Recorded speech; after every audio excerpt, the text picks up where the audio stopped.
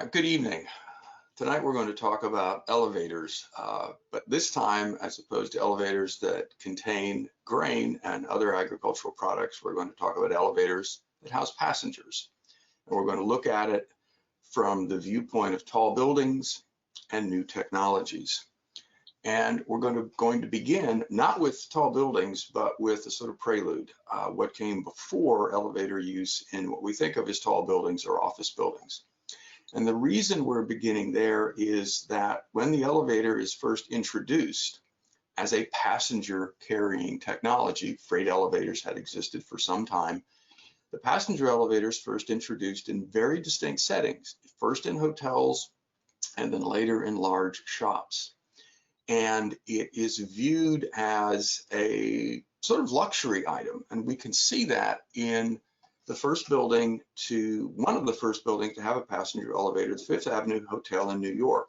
And we're accustomed to seeing building names followed by the architect. In this instance, we're giving elevators pride of place in the elevator manufacturer. Fifth Avenue Hotel, the elevator builder, was a Boston engineer named Otis Tufts. Now, unfortunately, and here is the Fifth Avenue Hotel, we don't have any images of the elevator that was installed in the Fifth Avenue Hotel. What we do know is the concept. It was conceived of as a vertical railway.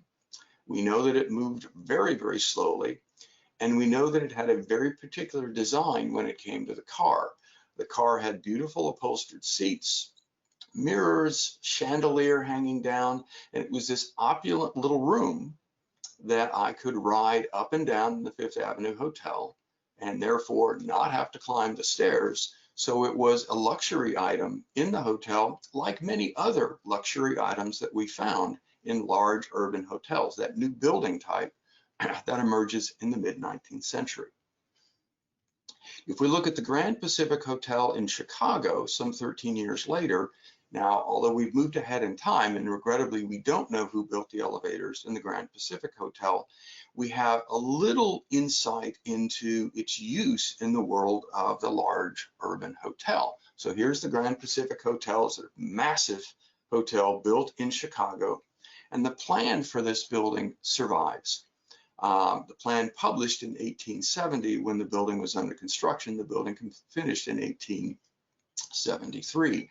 And for the ground floor, we see all of the amenities that surrounded the large rotunda for the hotel, shops, billiard rooms, and so on. Dead center, we see a large set of stairs. And if we focus in on that set of stairs, you'll notice at the top of the image where it says ladies reception room, and then a dimension immediately below that, you can barely make out the words ladies elevator. The Grand Pacific Hotel had two passenger elevators. One for women, most specifically unaccompanied women who were staying in the hotel, and then one for men, or for men who were accompanied by their wives. So the elevator in the hotel is not only a luxury item, it was also something, and this may have been a unique instance, we're not sure, but it was also an item that was used to help reinforce social mores at the time. So it has a very particular sort of image to it that is far removed from the notion of an office building elevator. We get the best sense of that if we look at Lord and Taylor from 1873. Otis Brothers provided the elevator. This is for this particular building, we have one of the few images that tell us, or at least provide some insight into the world of the elevator as it would have existed in shops like Lord and Taylor, but also in the world of the large urban hotel. And while the author of this image has taken some artistic license, the car is much bigger than it probably really was, but almost everyone is seated. We see the elevator operator there. This is an almost domestic kind of scene. And that, in fact, was the world of the passenger elevator for the 1860s and, in fact, into the 1870s. They were not fast. They were not predicated on the notion of meeting the need of American business. And this is also, I think, a good reminder that when we look back from the world from our world in the 21st century, our concept of the elevator doesn't really have much to do with how the elevator was initially conceived and also how it was used for much of the 19th century. We have to recalibrate how we think. Well, how then was this domestic world translated into the world of the office building? Fast-paced business practices. We think of the notion of business in the 21st century working at an incredible speed. In the 19th century, this was the same. We often heard the phrase, the railroad pace of American business, and how quickly people were expected to work and move in and out of offices. How was this technology translated forward? So if this is the prelude, in most talks, we would go from prelude to the sort of main event. But in fact, what we find is it's sort of an interlude.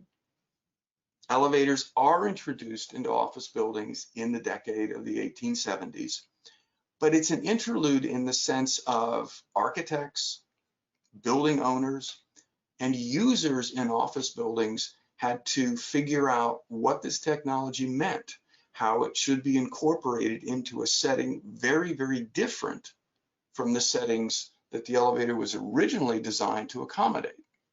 So how did this work? We're going to look at a series of buildings and look at where the elevators were placed and get a feel for their incorporation in office buildings. And of course, all of the office buildings of the 1870s are masonry load-bearing construction. Very thick walls, very heavy walls, and we'll see that reflected in the plans.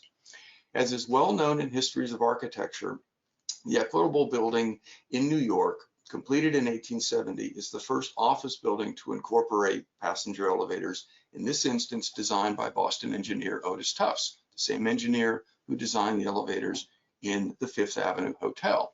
The Equitable building is well known at approximately 130, 135 feet. It was taller than its neighbors, but not extraordinarily tall. It's also a building that conceals its height. It looks like a 3-story building. It's a 7-story building. Well, how are the elevators incorporated into this particular plan? If we look at the first floor plan of the Equitable building, if we start at the left, you would enter into a sort of a vestibule area off the street, ascend a series of stairs, and then down the main hallway. The center of the plan, we see a large stair that would take us up. The boxes, so to speak, on either side of the stair with the X's in them, those are the 2 passenger elevators that were included in the Equitable building. A couple of quick observations if we think about how elevators work today. The elevators are far apart. I have no idea which one to stand in front of. There is no real elevator lobby. There's simply a hallway space. And the operation of the elevators was very, very different. I'm going to actually hold on that notion of operation until we get closer to the conclusion. But a very interesting thing does happen with the Equitable building that hints at the possibilities of incorporating elevators into office buildings. But while it hints at it, we find it was not followed up. And we can see that very clearly. So if we look at the first floor plan again, sort of orient yourself, we can see the little X's for the elevators. We see the openings in the heavy masonry walls. We can imagine standing in that hallway and entering the elevator and riding up to the next floor. If we do that, now we're on the next floor. We can still see the stair at the lower center of the plan. We read the X's telling us where the elevator cars are. Notice that the orientation of the door has changed. We go back to the first floor, we go to the second floor, the door position shifts. Now I can do this today in a modern elevator. It's not that difficult to do. The shift, however, takes place in the Equitable building because it then creates this nice little vestibule area for stairs and elevators. And then that space continues as we go up in the Equitable building. This is, in a sense, the first elevator lobby. And you would think, well, it's great. We've got a paradigm. It's the first elevator lobby. It's the first office building to include passenger elevators. Clearly, this establishes the plan for buildings moving forward. No, it does not. This is not repeated, and this idea is not repeated for approximately 20 years in terms of the notion of a distinct lobby space for the elevator in an office building. The Equitable sort of sets the stage. It incorporates two elevators, and it proves more or less that this technology has a place in the modern office building. Another early building to incorporate elevators was the Bennett building. Again, Otis Tufts provided the elevators for this building. The Bennett building still survives in Lower Manhattan. It's a gorgeous, gorgeous building. If you've not seen it, I would encourage you to do so. The first plans that were published for the Bennett building, which was built as a speculative office building, and this is the plans were published in the New York Herald. This is one of those plans that's been redrawn. Again, we can look for the boxes with the X's in them, and this tells us where the elevators were located. This is a rendering of the first floor plan, and I've never quite figured out exactly what was going on with the stairs here. But the important thing to note about the elevators is their placement. They're on either side. There is no elevator lobby. There's a tiny, tiny little corridor in front. And if I entered the building, the building's more or less divided into two halves. So maybe I would know which elevator to go to ride up. But it's not integrated into the overall concept of the building in any way that we recognize from the 21st century. The elevators are there. Yes, I suppose we could look at it and say, well, they're there and the washrooms are adjacent to it, so it's kind of a technological core, but not really. The Western Union Telegraph building continues this trend, but in a different way, and starts to speak to a different kind of challenge that many of these elevators presented. Western Union Telegraph building, completed in 1875, employed two passenger elevators, both of which were designed by two different designers. Otis Brothers designed one, which was steam powered. Talk about that in a minute. Cyrus Baldwin designed the other, which was sort of hydraulic. Western Union Telegraph, regrettably a building that no longer exists. It's well known to us from photographs. 230 feet from sidewalk to the top of tower, 100 feet taller than the Equitable building. If there was any question that the promise of height, as indicated in the Equitable building, if there's any indication that that promise wasn't noticed, Western Union pretty much reminds us that yes, you know, the elevator makes tall office buildings more tenable.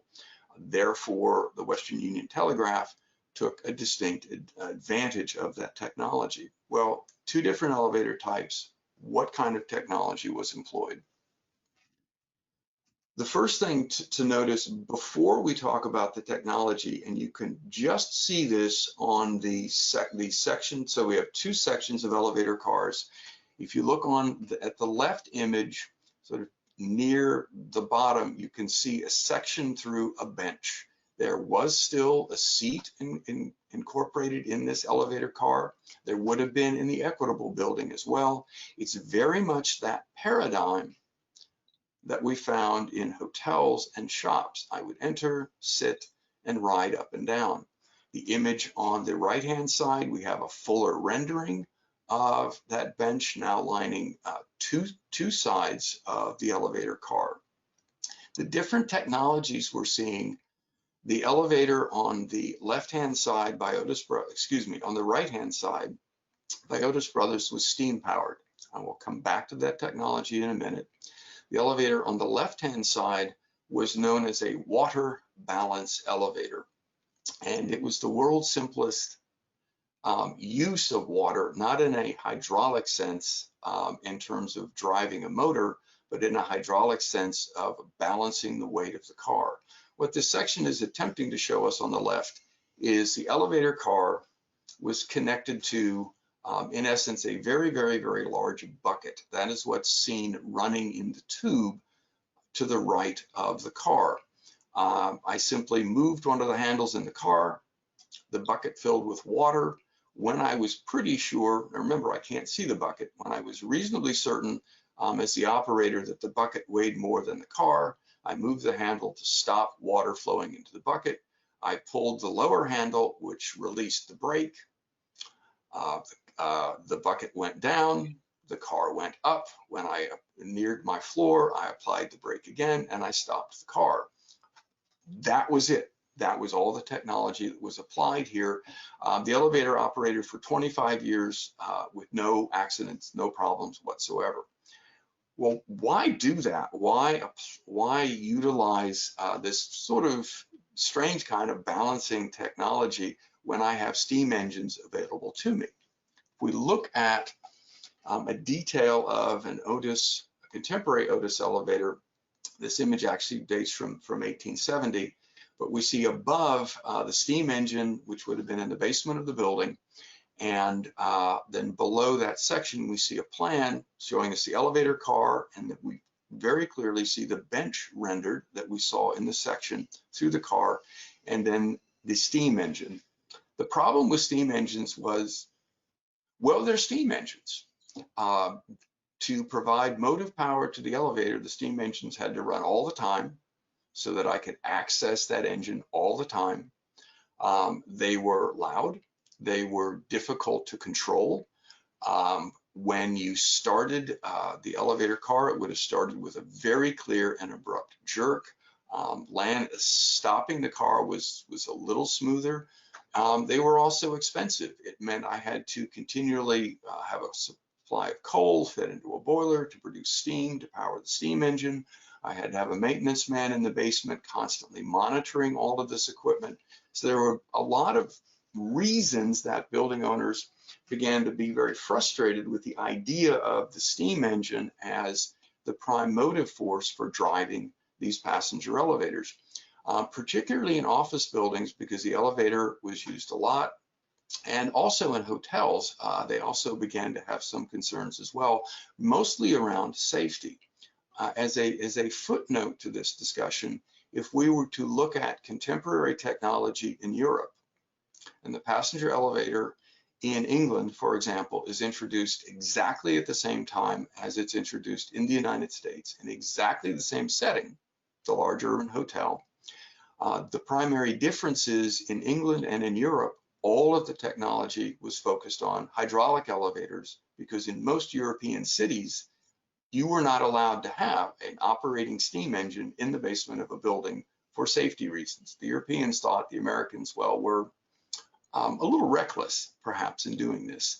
Also, this particular technology is predicated on a winding drum, a drum with the cable wrapped around it, and it spooled and unspooled the hoisting ropes as the car went up and down.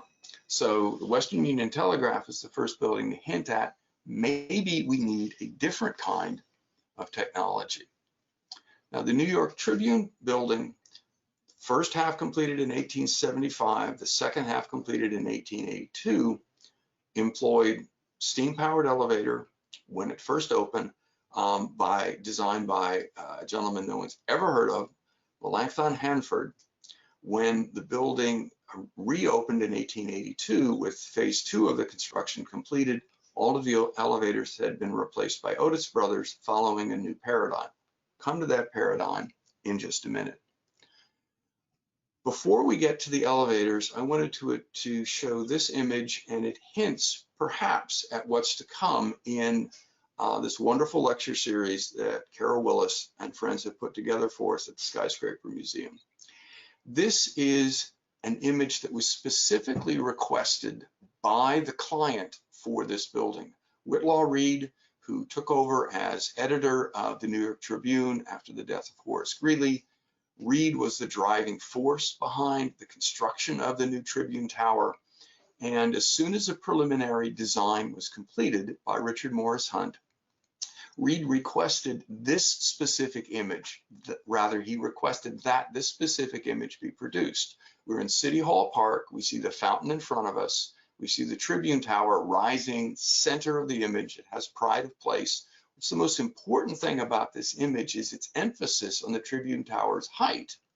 And from Whitlaw Reid's point of view, the building to the right of the Tribune Tower, that was the New York Times building.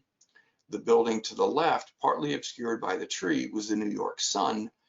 This was Reid literally thumbing his nose at his rival, saying, I have not only the tallest newspaper building, but at 260 feet, 30 feet taller than Western Union Telegraph, I have the tallest office building in the city of New York. This image was all about height and the power of that building being a tall commercial office building. That was emphasized when the building first opened in 1875. And here we see the front page of the New York Tribune and the image of the building, again, having pride of place. This, however, is a deceptive image in that the elevation that we see where the tower, the tower is embedded, that elevation facing City Hall Park, and then we see the side elevation. The building, in fact, did not look like this. The building looked like this. It was only half finished. We read the 4 bays of the main elevation, which include the tower. We read only 2 bays of the flank elevation, when in fact there are supposed to be 4. Part of the reason that the building was completed in phases is it cost much, much more than originally anticipated. But what this also meant is from 1875 until construction begins on phase 2 in 1881, the New York Tribune Tower looked like this: somewhat slender, a clear emphasis on height, and the Tribune Tower then perhaps putting a marker out for this is what tall buildings can do to urban environments, particularly when they are very clearly much taller than the buildings that surround them. So back to our main focus, how did the elevators work in the Tribune Tower? This is the plan of phase 1, the first story, entering off the street, going up some stairs and into the building. Near the top, we can see 2 elevators placed side by side, nestled in between the L of the stair. If we focus in on that and look at the detail in the plan, the Tribune Tower is the first building that we know of we would now think of this as the world's smallest elevator bank, the 2 elevators placed immediately adjacent to each other. But notice how very carefully the elevators have been rendered, with a bench shown now around 3 sides, so that paradigm still continues. I enter, I sit down, the doors close, and I go up. And once again, there's not really an elevator lobby. In fact, in this instance, we can read the plan dimensions. There's a hallway that's just under 6 feet in width. So not much room to stand, not much room to wait. So not really a sense of an elevator lobby, but I do get an elevator bank, which you would think would set a paradigm. Not really. We don't find that notion. In some buildings, we'll put the elevators together. This was sort of a happy accident, perhaps in the Tribune Tower. However, when the Tribune, and I got it, and as lecturers often do, I got ahead of myself. These elevators also incorporated a feature that had also been incorporated a feature that was also present in the Equitable building. In this little sketch of a section through, toward the left-hand side, you can just make out the word elevator. Again, notice the rendering. There I am, seated on that nice bench, waiting for the elevator to go up. Immediately below my feet, the word there is baggage. The elevator car included a separate chamber below that could be used not for baggage, but for carrying all of the things that are associated with operating a large office building. Supplies, paper, equipment, and other things. And I have, in essence here, a combined passenger elevator and a freight elevator. And that was not an unusual feature in many office buildings, certainly in the 1870s. When the Tribune Tower is completed in 1882, and this was the plan that was published in the New York Tribune advertising their office space. If we zoom in on the elevator location toward the sort of lower center part of the image, we can see the 2 elevators that we know were installed when the building was first opened, when phase 1 opened. If you look near the top of the image, you can also see another little box with an X in it indicating an elevator. If we zoom in on that, this seems to be the strangest place to put an elevator in the world, because the WC there, we see water closet, bathroom, that's the men's restroom. What's an elevator doing in the men's restroom? And it doesn't look like that I can get into it. Well, you couldn't. not on an upper floor. What we're looking at is, if not the first, one of the first express elevators. If we go back to the main plan, this is an upper floor plan. This elevator was accessible only on the ground floor from the Tribune, from the New York Tribune's main offices, and Tribune employees could go into this elevator and then ride up to the Tribune offices, to the printing room located on the top of the Tribune Tower. So we have here the first express elevator from 1882, and we do have evidence that it does begin to speak to the fact that these elevators could be employed differently in office buildings than in their original settings of hotels and shops that don't need express elevators in order to meet the needs of users within a specific building. And the elevators that were incorporated in 1882 in the Tribune Tower when phase 2 was completed, and I mentioned that the steam elevators that were originally there were replaced, they were replaced with a very specific kind of hydraulic elevator that had been developed in the mid-1870s, specifically with the goal of getting rid of the steam engine and providing an elevator that would make it easier to build taller buildings. The first use of that elevator type that we know of was in the Boreel building, completed in 1879, elevators provided by Otis Brothers. Let's look at the building first, and then we'll look at the elevators that were supplied for the building. This is a very, very early schematic plan of the Boreel building. We see its location next to the Trinity building. The Boreel building was one of the first that we now think of as, in the elegant language of architectural history, a square donut, a building predicated in its design around a central open court. Now, this plan makes it look like the court is open to the sky. The court, however, was capped by an enormous skylight. If we look at a Sanborn map of about 10 years later, the blue in the plan of the Boreel building, we can see there. If we focus in on that center core, or courtyard rather, covered by the skylight, we see the Boreel building doing something completely different, but similar to what we've seen before. 4 elevators now appear in this building in 2 banks opposite either side of the open courtyard. What this meant, and once again, as lecturers do, I got ahead of myself. So what was the technology that was employed in this building? What was the difference here?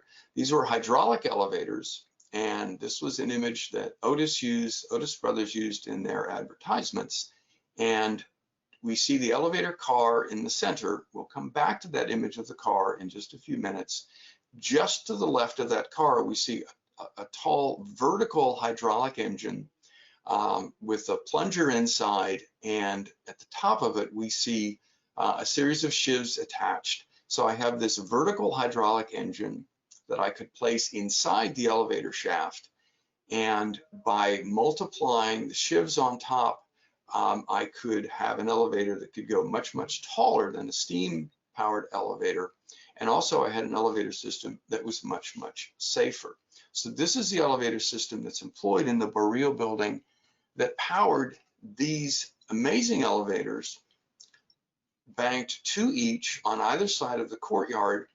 And this is the only image so far that has been discovered of how these elevators may have operated. And clearly it's a drawing, an engraving. There's some artistic license taken here. But if you look at the right-hand side, we know that the elevators operated in shafts that were encased in wire screens. So visitors to this building would have seen these elevators rising and falling with this incredibly dynamic display of elevator technology. We're accustomed to that now in many modern buildings. This was the first time that this technology was put on display in this particular fashion. So we have that talking about this sort of dynamic technology. We're in the world of the office building. Engraving sort of a little genteel perhaps in its representation of users. That sort of aspect of that that notion here carried into a contemporary rendering of the elevator cars employed in the Boreel building. And again, there's some artistic license here. The bench is still there. Our businessmen are comfortably seated, the operator also seated, not unusual for this time. And this doesn't seem to speak to the sort of power of the office building, the sort of dynamism of what's going on. We're still working on translating that sort of domestic image of the elevator from the 1860s. Now we're getting close to the 1880s. This is the image that is still very much in our minds that everyone has. We can also see that Otis Brothers, if we focus in on the detail of the car from our earlier image talking about the vertical hydraulic elevator, here's our elegantly clad operator, our bench, women waiting to get on board. This isn't an office building. This is clearly a shop or store someplace in New York or in Chicago. 1881 from Otis, a similar kind of domesticated image. So what's going on? Elevators are introduced to office buildings in the 1870s. Architects struggle with where to place them, but what they also struggle with, and now keeping up with our theme, we had a prelude, an interlude, a sort of postlude, if you will, to our interlude when architects are trying to figure out how does this work. The reasons they were struggling with how do these elevators work has to do with two key things, operation and traffic control. Very briefly, how did elevators operate in the 1870s? Take the Equitable building. When they placed the elevators in the Equitable building, they had no idea how to operate them. And here we might think, well, it's easy. You walk up and you push a button and the elevator shows up and you get on board and you ride. There are no push buttons in the 1870s. Throughout the 1870s and most of the 1880s, if I wanted to call an elevator, I did just that. I stood next to the elevator shaft and yelled up or down to try to get the elevator operator's attention. Or I hoped that they noticed me standing there when they went past and they could reverse and come back and get me. The original idea for the Equitable building was, well, we'll operate the elevators like they do streetcars on a set schedule. That clearly didn't work. As we move through the 1870s, what happens is more office buildings are constructed, more elevators are employed, and we finally get sufficient elevators so that in the following decade, at the same time that architects are beginning to struggle in the 1880s with the gradual migration from load-bearing masonry construction to steel construction, we have architects begin to identify guidelines for elevator operation and traffic control. One of the first people to do this, or rather one of the first people to write about this, was Chicago architect John Root. In John Root's famous article, A Great Architectural Problem, Inland Architect, June 1890, he identifies for the first time in print critical aspects of elevator operation and traffic design. The idea of a round trip time, the number of stops, and car speed. By 1890, the idea of, the idea of local and express service had been clearly established, not only in the public's mind, but in the minds of architects who had to design buildings to incorporate elevators. The impact of car size and configuration was also recognized by this time. That cars to get passengers in and out of effectively had a maximum size and a preferred orientation, wider rather than narrow cars. Root teases us with something that I'm still looking for the answer to, in which he said there's a clear rule of thumb that the number of elevators you need is proportionate to the cubic contents of a building. And that's it. No formula, no what does proportionate mean other than, I guess if you design enough tall office buildings, you know how many elevators you're supposed to include. So while architects are struggling with the transition from masonry, load-bearing construction to the emerging steel frame and all that that means, as well as other technologies, they're struggling with elevators, and John Root says, well, it's proportionate. Fortunately, 3 years later, and again, as historians want to do. I got ahead of myself. Root also provides something else for us in 1890 that really had not been seen before. He provided a series of 3 schematic plans of office buildings that deal with all kinds of images, all kinds of issues rather, from structure to light. In this particular schematic plan, Root is one of the first people to say, well, you know, we might need a separate area for elevator use for passengers. We see the word hall. You can barely make out the word elevators above that. There were 2 banks of 3 elevators flanking the hall.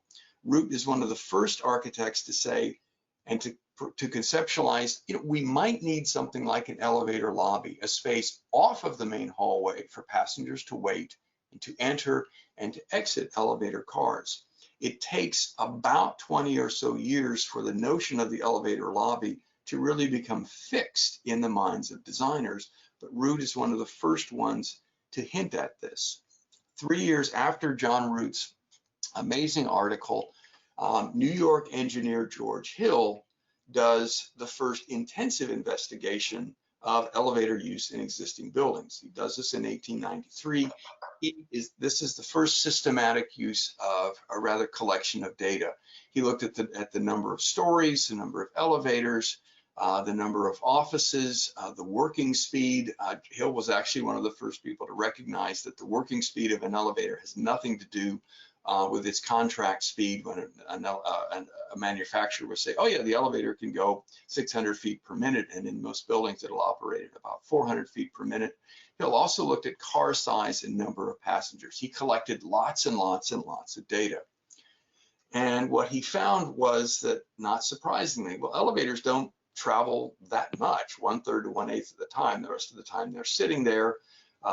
Travel increases with number of stories, and on, and that he did also note that the time the elevators are not running will thus seem to fix the number as well as the size and the speed. So he began to identify a series of critical things to help us figure out, well, how many elevators do I need in a building? And his goal was to boil all of these results down to, as he called it, some uniform law. And then he gave up, because he said that it was impossible to do because the service in each building depends on the class of tenants, and he could not come up with a formula to determine, well, how many elevators do I need? Where should they go? How many local? How many express? And one of the key challenges here in sorting all of this out was what the elevators were carrying. As distinct from Tom Leslie's subject, those amazing grain elevators that he spoke so eloquently about, grain doesn't have a will of its own. Grain doesn't make irrational decisions about getting on and off elevators.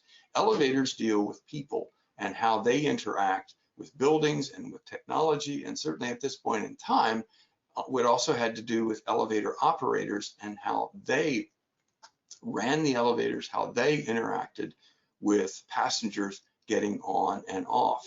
And that notion that I referenced at the very beginning of my lecture, looking back from the 21st century, elevators operated so fundamentally differently because their operation was dependent on the operator, on a person, not on a computer as it is today. And even by the time we get into the 1890s, we're still sorting this out.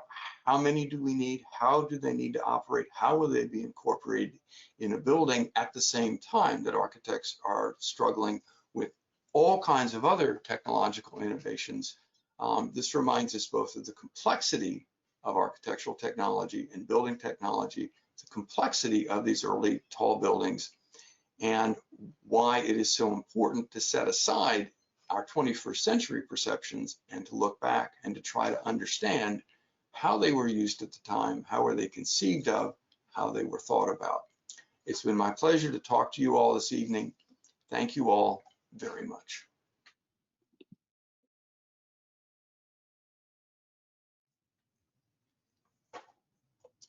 All right, hi, I'm back. I'm giving a little postscript to the lecture that just concluded. Following my lecture, I had a wonderful conversation with Carol Willis, and she asked me if I could give a postscript about 2 fairly obvious things that were not mentioned in the context of my talk. And those two things are, first, Elijah Otis's exhibition of his improved safety mechanism, which he displayed at the New York Crystal Palace in 1854. For elevator history aficionados, you will know this is one of those, I'll say, alleged marquee events. It's the one that we often see on various programs, History Channel, Discovery Channel, Wikipedia, it's all there.